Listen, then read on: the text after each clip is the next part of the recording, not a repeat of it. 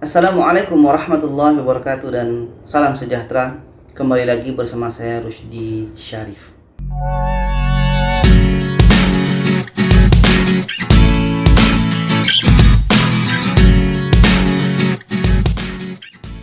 Baiklah penonton dan sahabat semua, apa kabar? Semoga kita selalu sehat-sehat saja.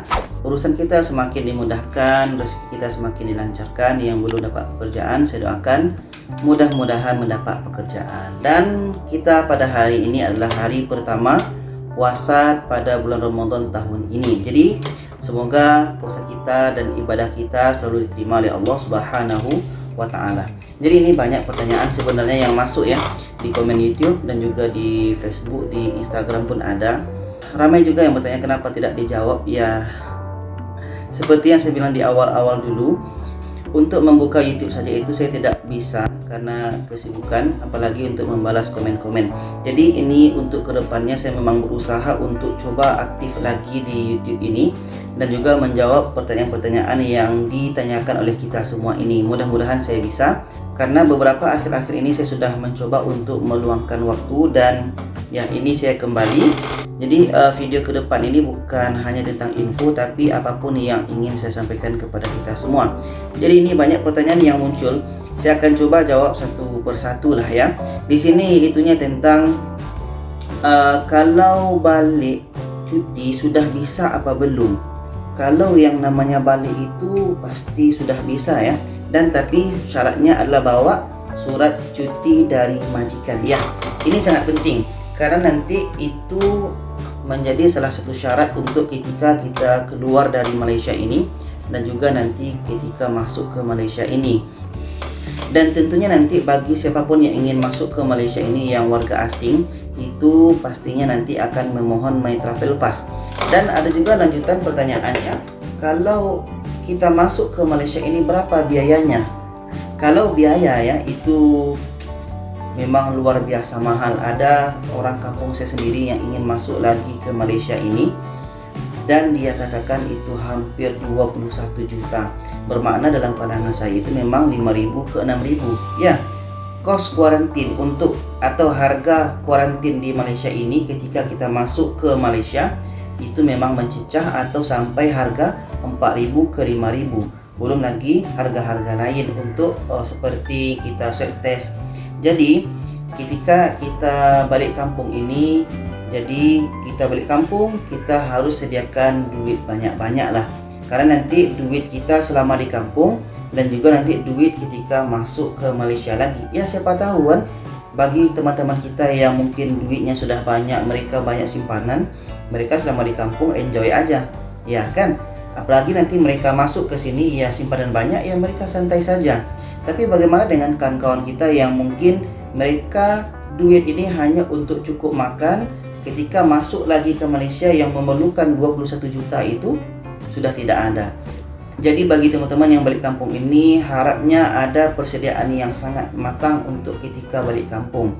Tapi kalau kita ya ada pekerjaan di kampung ya tidak masalah, dan nanti kumpulkan duit lagi untuk masuk ke Malaysia. Dan ada lagi pertanyaan di sini, kalau mau balik kampung ini apakah bisa melalui pelabuhan Klang? Ya macam ni. Orang kampung saya sendiri atau ramai juga kan kawan saya yang balik sampai hari ini, itu mereka rata-rata balik melalui Johor ya, Johor, dan nanti mereka akan menyeberang ke Batam. Batam ya pakai pesawat ke tempat masing-masing. Dan juga ada yang pakai pesawat terbang daripada KLIA. Nanti mereka terbang daripada KLIA Kuala Lumpur ke Medan. Nanti dari Medan nanti mereka ambillah bus ke tempat masing-masing. Ya begitulah caranya. Dan di sini ada lagi pertanyaannya, kenapa bang tiket ini sering cancel, pesawat ini sering cancel tiba-tiba, yang mana nanti pada hari ini saya terbang tapi rupanya diundur 10 hari 15 hari. Jadi begini kan kawan semua, orang yang ingin balik kampung dengan pesawat itu tidak banyak karena itu memerlukan harga yang sangat tinggi. Jadi pesawat ini pun pihak maskapai pun tidak ingin rugi. Jadi kalau yang terbang itu hanya dalam 30-40 orang, ya mereka mungkin akan rugi.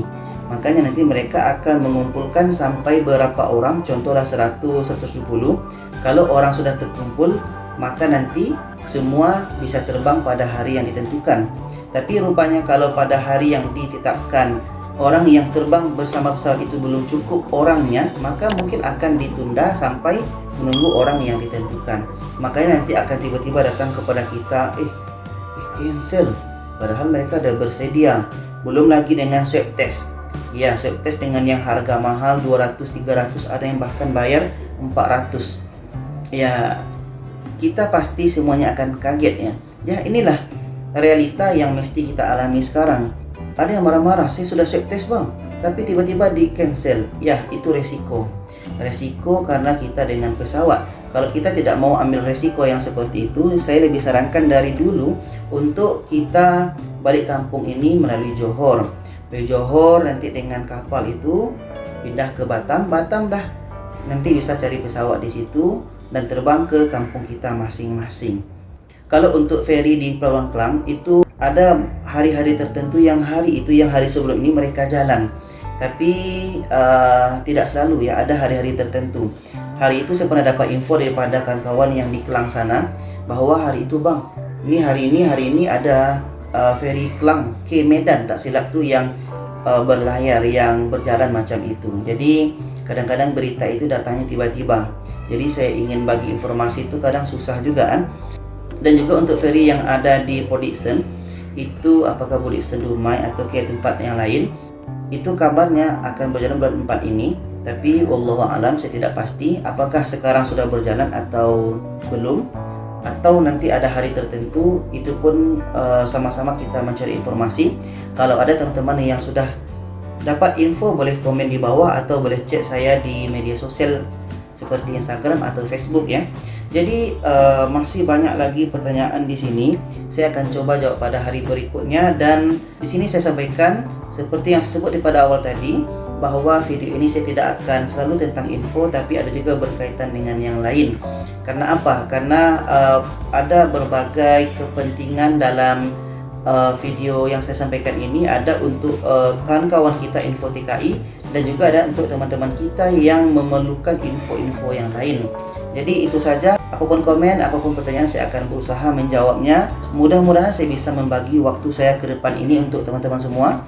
Kalau seandainya tidak terjawab, minta maaf, karena mungkin itu kelemahan daripada pribadi saya sendiri, karena mungkin ya kesibukan. Tapi insya Allah saya akan berusaha menjawabnya. Terima kasih kepada kawan-kawan yang telah mendukung saya hingga sampai saat ini, dan saya ucapkan kembali selamat berpuasa. Semoga amal ibadah kita selalu diterima oleh Allah Subhanahu wa taala. Dan kepada teman-teman yang non muslim, mudah-mudahan kita selalu sehat dan selalu diberikan kekuatan untuk menghadapi hidup ini. Terima kasih. Wassalamualaikum warahmatullahi wabarakatuh.